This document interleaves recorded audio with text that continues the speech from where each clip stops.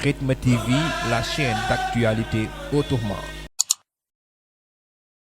li gën a fës ci ayu bés bi bokk na ci tournée économique bi nga xam ne son excellence monsieur président de la république doon na ko amal ci réew mi waaye li ñu nemmeeku ci li nga xam ne moom mooy tournée économique bi Macky Sall doon amal mooy ñu bari dañu njort ne tournée politique la ay morceau yu xonk lool bari ci ay ñu gis ci ay gros bras maanaam ay nervi yoo xam ne dañuy dóor askan bi waral loolu nag ñu bari dañu njort ne ñi nga xam ne ñoom ñoo àndut ak président de la république ñooñu la ñuy fitnaal ba tey ci tournée boobu ki nga xam ne moom mooy njiitu gëm sa bopp bi di wuyoo ci turu Bougane Gueye Dany mën nañoo wax ne dootu ko defati tibb tànk boo xam ne si nii daf ko amalool ginnaaw bi président de la république doon amal tournée économique kii di Bougane Gueye Dany cortège am dañu koo kar ñi sabab loolu nervi yi ñoo ko kar pour doon ko sàkkal pexe ba tey ci xibaaru ayu bés bi ki nga xam ne moom mooy njiitu Pastef di Ousmane Sonko li mu xamle mooy ñi nga xam ne ñoom la ñuy woowee nervi di wax ay naataangoom nañu fàggu bu baax ndaxte moom bakkanam du bàyyi kenn du ko jël comme ñi nga xam ne si nii ñoom lay àndal loolu leen di diggalu ginnaaw coowal Adji Sarr ak Ousmane Sonko ki nga xam ne moom moo nekkoon capitaine bi nga xam ne moom moo yoroon enquête bi di wuyoo ci turu capitaine Touré mujj nañ ko raje ginnaaw moom bi nga xamee ne si nii bindoon na ab lettre de démission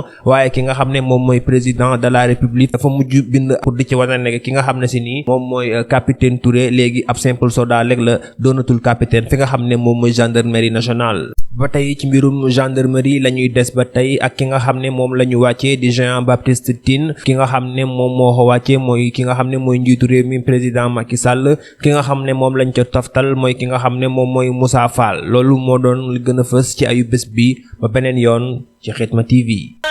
Rythme TV, la chaîne d'actualité autrement.